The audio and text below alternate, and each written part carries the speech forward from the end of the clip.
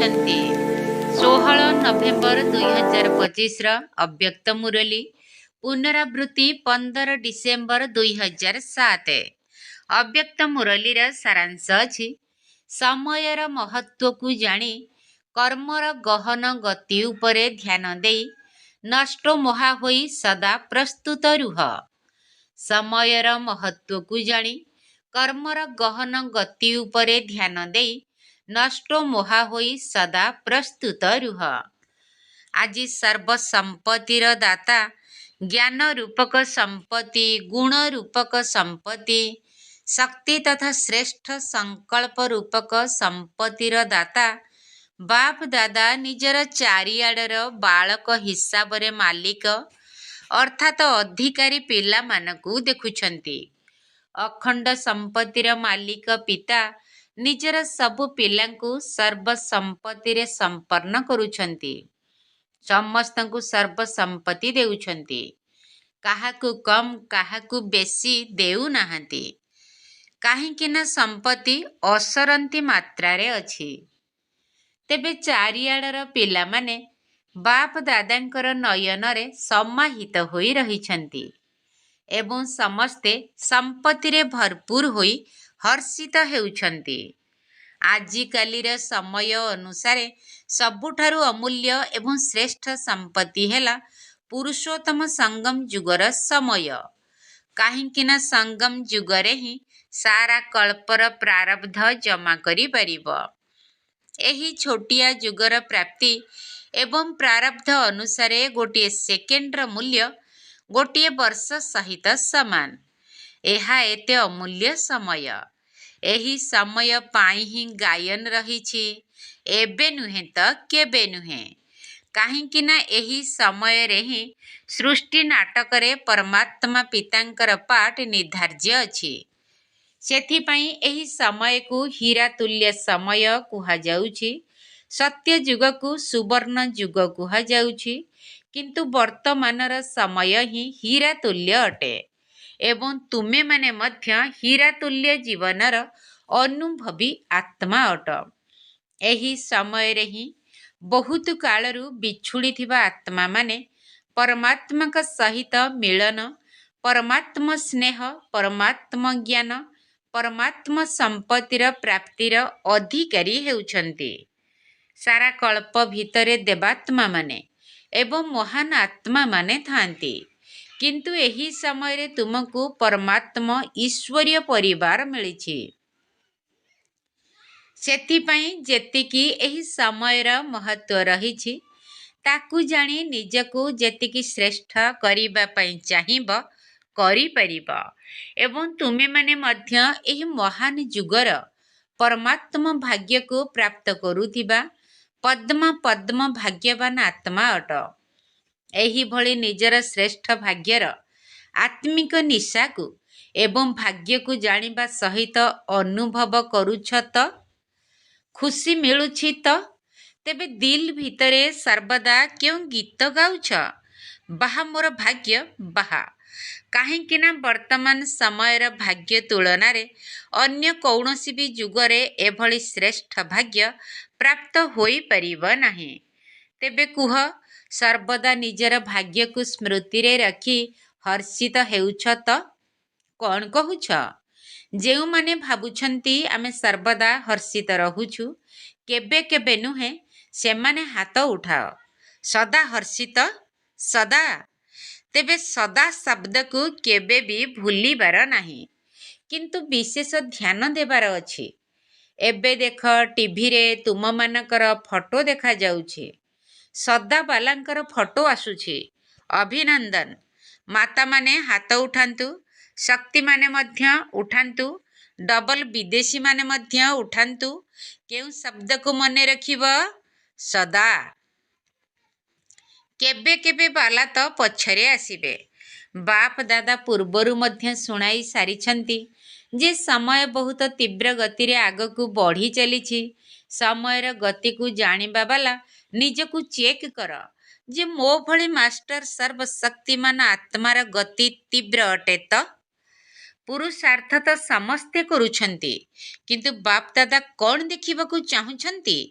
ପ୍ରତ୍ୟେକ ସନ୍ତାନ ତୀବ୍ର ପୁରୁଷାର୍ଥୀ ହେବା ସହିତ ପ୍ରତ୍ୟେକ ବିଷୟରେ ସମ୍ମାନର ସହିତ ଉତ୍ତୀର୍ଣ୍ଣ ହେଉଛନ୍ତି ନା କେବଳ ପାସ୍ ହେଉଛନ୍ତି?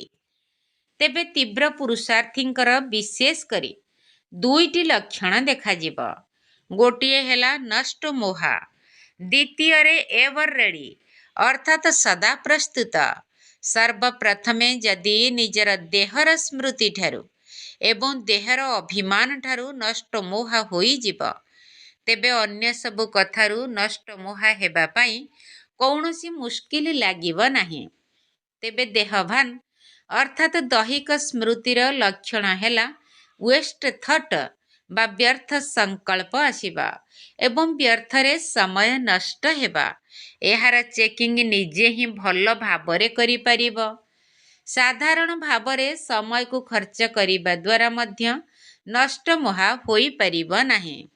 ତେଣୁ ଚେକ୍ କର, ମୋର ପ୍ରତ୍ୟେକ ମୁହୂର୍ତ୍ତ, ପ୍ରତ୍ୟେକ ସଂକଳ୍ପ, ପ୍ରତ୍ୟେକ କର୍ମ ସଫଳ ହେଲା ତ?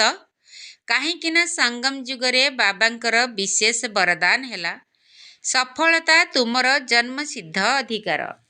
ତେବେ ଅଧିକାର ସହଜରେ ଅନୁଭୂତି କରାଇଥାଏ ଏବଂ ଏଭର ରେଡିର ଅର୍ଥ ହେଲା ମନ, ବଚନ, କର୍ମ ଏବଂ ସମ୍ବନ୍ଧ ସମ୍ପର୍କରେ ଯଦି ସମୟର ଆଦେଶ ମିଳିଲା ଅଚାନକ, ତେବେ ଅଚାନକ ଏଭର ରେଡି ହେବାକୁ ପଡ଼ିବ ଏବଂ ଆଗକୁ ମଧ୍ୟ ଅଚାନକ ହିଁ ସବୁ କିଛି ହେବ।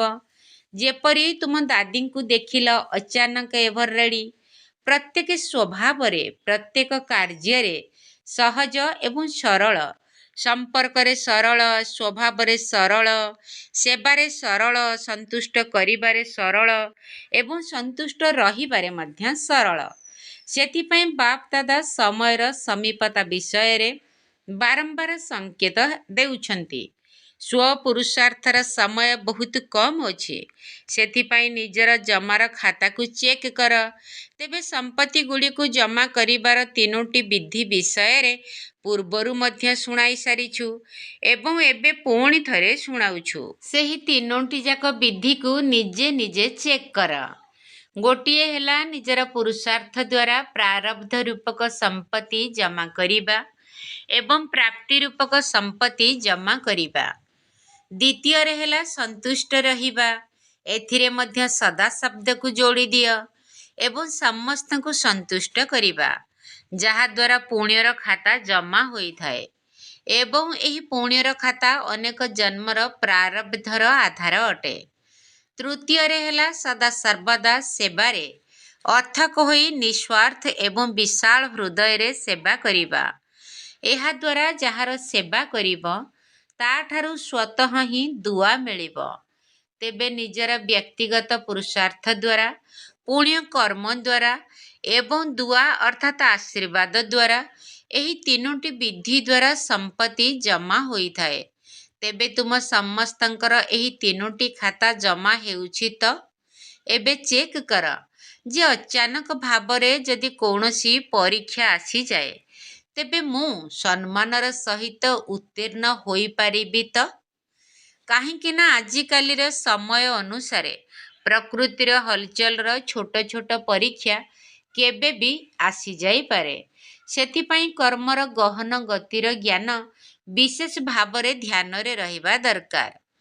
କାରଣ କର୍ମର ଗତି ବଡ଼ ଗହନ ଅଟେ। ଯେପରି ଡ୍ରାମା ଉପରେ ଧ୍ୟାନ ରହୁଛି, ଆତ୍ମିକ ସ୍ୱରୂପରେ ରହିବା ଉପରେ ଧ୍ୟାନ ରହୁଛି, ଧାରଣା ବିଷୟ ଉପରେ ଧ୍ୟାନ ରହୁଛି, ସେହିପରି କର୍ମର ଗହନ ଗତି ଉପରେ ଧ୍ୟାନ ରହିବା ମଧ୍ୟ ଅତି ଆବଶ୍ୟକ ଅଟେ। ସାଧାରଣ କର୍ମ, ସାଧାରଣ ସମୟ, ସାଧାରଣ ସଂକଳ୍ପ ଦ୍ୱାରା ମଧ୍ୟ ପ୍ରାରବ୍ଧରେ ଫରକ ପଡ଼ିଯାଏ। ତେବେ ବର୍ତ୍ତମାନ ସମୟରେ ତୁମେ ଯେଉଁମାନେ ପୁରୁଷାର୍ଥୀ ଅଟ, ସମସ୍ତେ ବହୁତ ଶ୍ରେଷ୍ଠ ଏବଂ ବିଶେଷ ଆତ୍ମା ମଧ୍ୟ ଅଟ। ସାଧାରଣ ଆତ୍ମା ନୁହେଁ। ବିଶ୍ୱ କଲ୍ୟାଣର ନିମିତ୍ତ, ବିଶ୍ୱ ପରିବର୍ତ୍ତନର ନିମିତ୍ତ ହୋଇଥିବା ଆତ୍ମା ଅଟ। କେବଳ ନିଜକୁ ପରିବର୍ତ୍ତନ କରିବା ବାଲା ନୁହେଁ, ବିଶ୍ୱର ପରିବର୍ତ୍ତନର ଉତ୍ତରଦାୟୀ ଅଟ। ସେଥିପାଇଁ ତୁମକୁ ନିଜର ଶ୍ରେଷ୍ଠ ସ୍ୱମାନର ସ୍ମୃତି ସ୍ୱରୂପ ହେବାକୁ ହିଁ ପଡ଼ିବ। ବାପ ଦାଦା ଦେଖୁଛନ୍ତି ସେବା ସହିତ ଏବଂ ବାପ ଦାଦାଙ୍କ ସହିତ ସମସ୍ତଙ୍କର ବହୁତ ଭଲ ସ୍ନେହ ରହିଛି। କୌଣସି ନା କୌଣସି ଯୋଜନା ଅନୁସାରେ ଚାରିଆଡ଼େ ସେବାର ବାତାବରଣ ମଧ୍ୟ ରହିଛି। ଏଥିସହିତ ବର୍ତ୍ତମାନର ସମୟ ଅନୁସାରେ ବିଶ୍ୱର ଆତ୍ମାମାନେ ଯେଉଁଭଳି ଦୁଃଖ ଏବଂ ଅଶାନ୍ତିରେ ଅଛନ୍ତି, ସେମାନଙ୍କୁ ଦୁଃଖ ଅଶାନ୍ତିରୁ ମୁକ୍ତ କରିବା ପାଇଁ ନିଜ ନିଜର ଶକ୍ତି ଦ୍ୱାରା ସକାଶ ଦେବାର ସେବା କର। ଯେପରି ପ୍ରକୃତିର ସୂର୍ଯ୍ୟ ନିଜର ସକାଶ ଦ୍ୱାରା ଅନ୍ଧକାରକୁ ଦୂର କରି ଆଲୋକିତ କରି ଦେଉଛି ଏବଂ ନିଜର କିରଣ ଦ୍ୱାରା ଅନେକ ଜିନିଷକୁ ପରିବର୍ତ୍ତନ କରି ଦେଉଛି, ସେହିପରି ମାଷ୍ଟର ଜ୍ଞାନ ସୂର୍ଯ୍ୟ ଆତ୍ମାମାନେ ନିଜକୁ ପ୍ରାପ୍ତ ହୋଇଥିବା ସୁଖ ଶାନ୍ତିର କିରଣ ଦ୍ୱାରା ସକାଶ ଦ୍ୱାରା ସେମାନଙ୍କୁ ଦୁଃଖ ଅଶାନ୍ତିରୁ ମୁକ୍ତ କର। ମାନସିକ ସେବା ଦ୍ୱାରା ନିଜର ଶକ୍ତିଶାଳୀ ବୃତ୍ତି ଦ୍ୱାରା ବାୟୁମଣ୍ଡଳକୁ ପରିବର୍ତ୍ତନ କର। ତେଣୁ ଏବେ ମାନସିକ ସେବା ବା ସଂକଳ୍ପ ଶକ୍ତି ଦ୍ୱାରା ସେବା କର। ଯେପରି ବାଣୀ ଦ୍ୱାରା ସେବା କରିବାର ବିଧିକୁ ବିସ୍ତାର କରିଛ, ସେହିପରି ମାନସିକ ସକାଶ ଦ୍ୱାରା ଅର୍ଥାତ୍ ଶକ୍ତିଶାଳୀ ପ୍ରକମ୍ପନ ଦ୍ୱାରା ଆତ୍ମାମାନଙ୍କ ଭିତରେ ହ୍ୟାପି ଅର୍ଥାତ୍ ଖୁସି ଏବଂ ହୋପ୍ ଅର୍ଥାତ୍ ଆଶାର ତରଙ୍ଗ ଖେଳାଅ। ଏହି ବର୍ଷ ତୁମେମାନେ ଯେଉଁ ହାପି ଏବଂ ହୋପ୍ର ବିଷୟବସ୍ତୁ ରଖିଛ, ସେହି ଅନୁସାରେ ସେମାନଙ୍କୁ ସାହସ ପ୍ରାପ୍ତ କରାଅ, ଉମଙ୍ଗ ଉତ୍ସାହ ପ୍ରାପ୍ତ କରାଅ। ଦୁଃଖ ଅଶାନ୍ତିରୁ ମୁକ୍ତ କରି ସେମାନଙ୍କୁ ସୁଖ ଶାନ୍ତି ରୂପୀ ସମ୍ପତ୍ତି ବାବାଙ୍କ ଦ୍ୱାରା ପ୍ରାପ୍ତ କରାଅ। ଏବେ ଦୁନିଆରୁ ଅଧିକରୁ ଅଧିକ ସକାଶ ଦେବାର ଆବଶ୍ୟକତା ରହିଛି। ଯଦି ଏହି ସେବାରେ ନିଜର ମନକୁ ସର୍ବଦା ବ୍ୟସ୍ତ ରଖିବ, ତେବେ ତୁମେମାନେ ମାୟଜିତ୍ ବିଜୟୀ ସ୍ୱତଃ ହୋଇଯିବ। ବାକି ଛୋଟ ଛୋଟ କଥା ସବୁ ସାଇଡ୍ ସିନ୍ ଅର୍ଥାତ୍ ରାସ୍ତା କଡ଼ର ଦୃଶ୍ୟ ଅଟେ। ସେଥିରେ କିଛି ଖରାପ ମଧ୍ୟ ରହିବ, କିଛି ଭଲ ମଧ୍ୟ ରହିବ।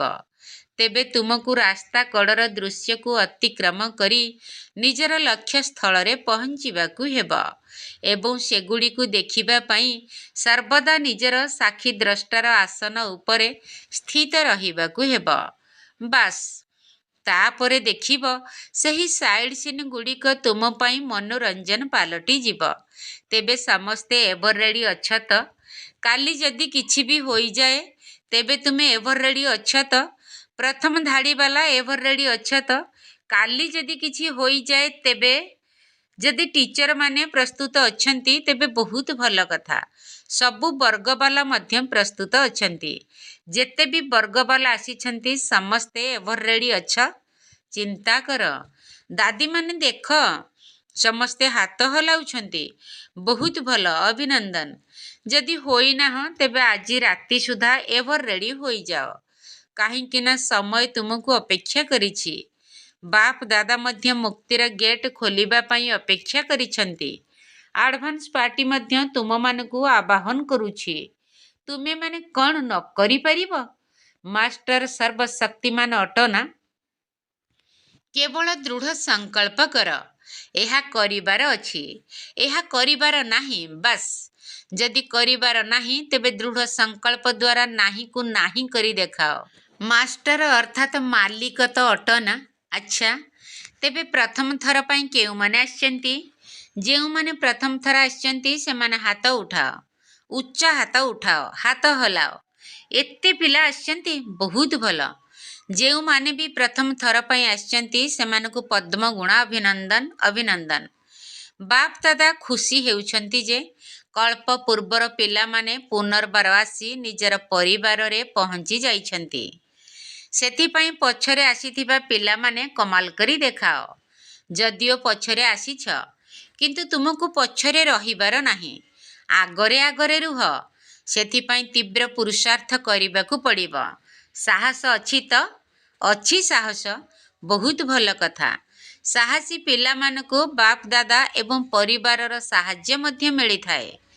ତେବେ ଆସିଛ, ବହୁତ ଭଲ କରିଛ, କାହିଁକି ନା ପିଲାମାନେ ଘରର ଶୃଙ୍ଗାର ଅଟନ୍ତି।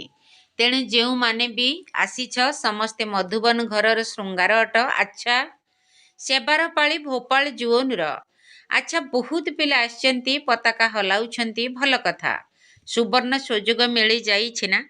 ଆଚ୍ଛା, ଯେଉଁମାନେ ସେବା କରିବା ପାଇଁ ଆସିଛନ୍ତି ଏମାନେ ସମସ୍ତେ ସେବାରୁ ଯେଉଁ ବଳ ମିଳିଥାଏ ବା ଅତୀନ୍ଦ୍ରିୟ ସୁଖର ଅନୁଭୂତିର ଫଳ ମିଳିଥାଏ ତାକୁ ଅନୁଭବ କରିଛ ତ?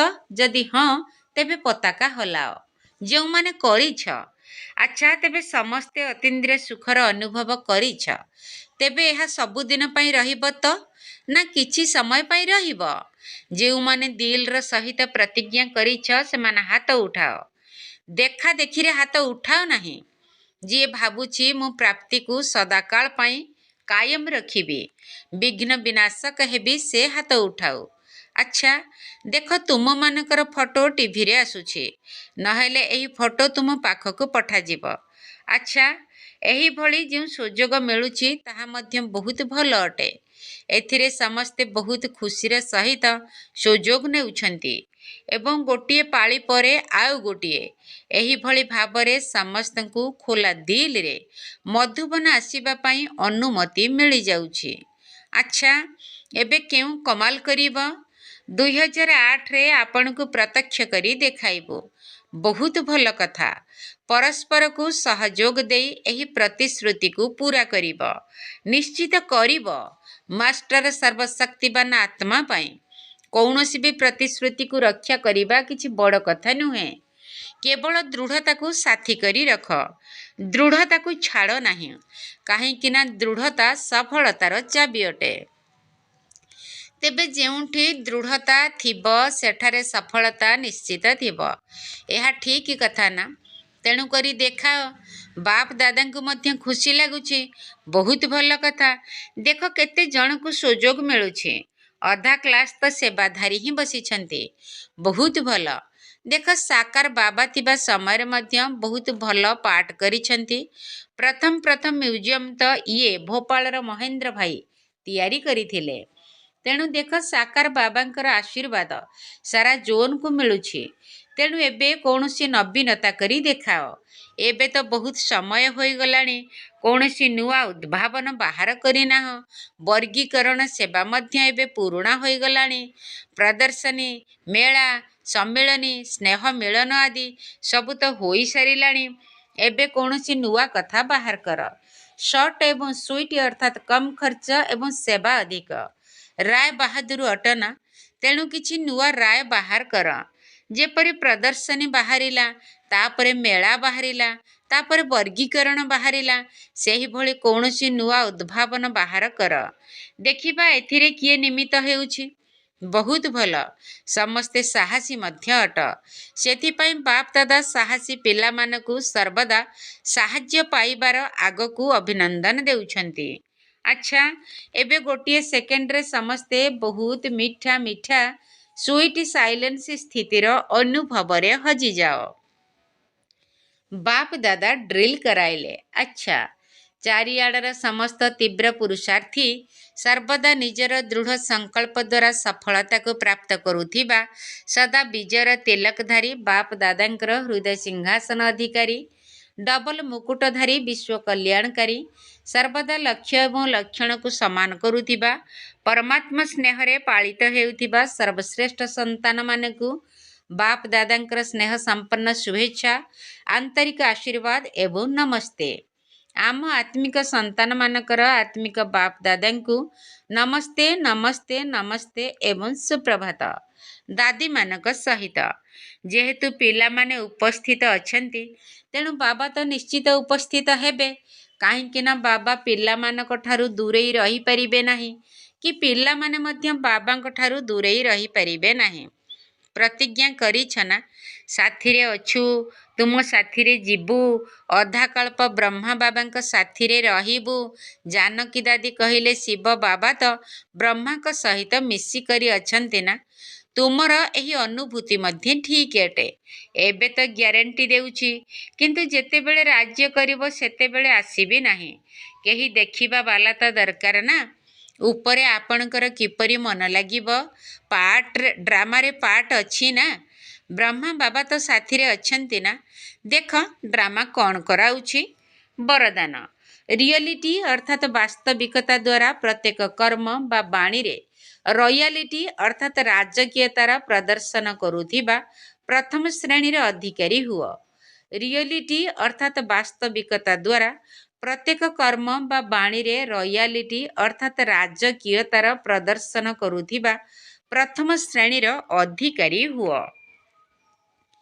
ରିୟଲିଟି ଅର୍ଥାତ୍ ନିଜର ଅସଲି ସ୍ୱରୂପର ସ୍ମୃତି ସର୍ବଦା ରହୁଥିବ, ଯାହାଦ୍ୱାରା ସ୍ଥୂଳ ଚେହେରାରେ ମଧ୍ୟ ରୟାଲିଟି ଦେଖାଯିବ। ତେବେ ରିୟଲିଟିର ଅର୍ଥ ହେଲା ଏକମାତ୍ର ବାବା, ଦ୍ୱିତୀୟ କେହି ନୁହେଁ। ଏହି ସ୍ମୃତି ଦ୍ୱାରା ପ୍ରତ୍ୟେକ କର୍ମରେ ଏବଂ ବାଣୀରେ ରୟାଲିଟି ଦେଖାଯିବ। ଯିଏ ବି ତୁମ ସମ୍ପର୍କରେ ଆସିବ ସେମାନଙ୍କୁ ପ୍ରତ୍ୟେକ କର୍ମରେ ବାବାଙ୍କ ସମାନ ଚରିତ୍ରର ଅନୁଭୂତି ହେବ। ପ୍ରତ୍ୟେକ ବାଣୀରେ ବାବାଙ୍କ ଭଳି ଅଧିକାରୀ ପଣିଆର ଏବଂ ପ୍ରାପ୍ତିର ଅନୁଭୂତି ହେବ। ତୁମର ସଙ୍ଗ ସଚ୍ଚା ହୋଇଥିବା କାରଣରୁ ପାରସ ଭଳି କାମ କରିବ। ଏହିଭଳି ରିୟଲିଟି ସମ୍ପନ୍ନ ରୟାଲ ଆତ୍ମାମାନେ ହିଁ ଫାଷ୍ଟ ଡିଭିଜନର ଅଧିକାରୀ ହୋଇଥାନ୍ତି। ସ୍ଲୋଗାନ: ଯଦି ଶ୍ରେଷ୍ଠ କର୍ମର ଖାତାକୁ ବଢ଼ାଇ ଚାଲିବ ତେବେ ବିକର୍ମର ଖାତା ସମାପ୍ତ ହୋଇଯିବ। ଯଦି ଶ୍ରେଷ୍ଠ କର୍ମର ଖାତାକୁ ବଢ଼ାଇ ଚାଲିବ ତେବେ ବିକର୍ମର ଖାତା ସମାପ୍ତ ହୋଇଯିବ। ଅବ୍ୟକ୍ତ ଇସାରା: ଅଶରୀରୀ ଅଥବା ବିଦେହୀ ସ୍ଥିତିର ଅଭ୍ୟାସକୁ ବଢ଼ାଅ। ଏବେ ତ ଚାରିଆଡ଼େ ହଲଚଲ ରହିଛି ଏବଂ ଆଗକୁ ମଧ୍ୟ ବ୍ୟକ୍ତିମାନଙ୍କ ଆଡ଼ୁ, ପ୍ରକୃତି ଆଡ଼ୁ ହଲଚଲ ନିଶ୍ଚିତ ବଢ଼ିବ।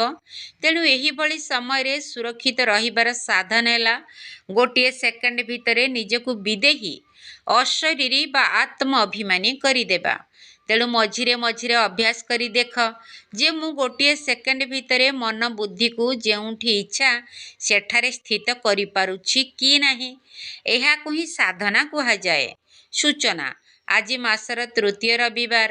ସମସ୍ତ ରାଜଯୋଗ ଭାଇ ଭଉଣୀମାନେ ସନ୍ଧ୍ୟା 6:30 ଠାରୁ 7:30 ପର୍ଯ୍ୟନ୍ତ ବିଶେଷ ଯୋଗାଭ୍ୟାସ ସମୟରେ ନିଜର ଶୁଭ ଭାବନାର ଶ୍ରେଷ୍ଠ ବୃତ୍ତି ଦ୍ୱାରା ମାନସିକ ଶକ୍ତିର ମହାଦାନୀ ହୋଇ ସମସ୍ତଙ୍କୁ ନିର୍ଭୟତାର ବରଦାନ ଦେବାର ସେବା କରିବା ହେବେ। ଓମ୍ ଶାନ୍ତି।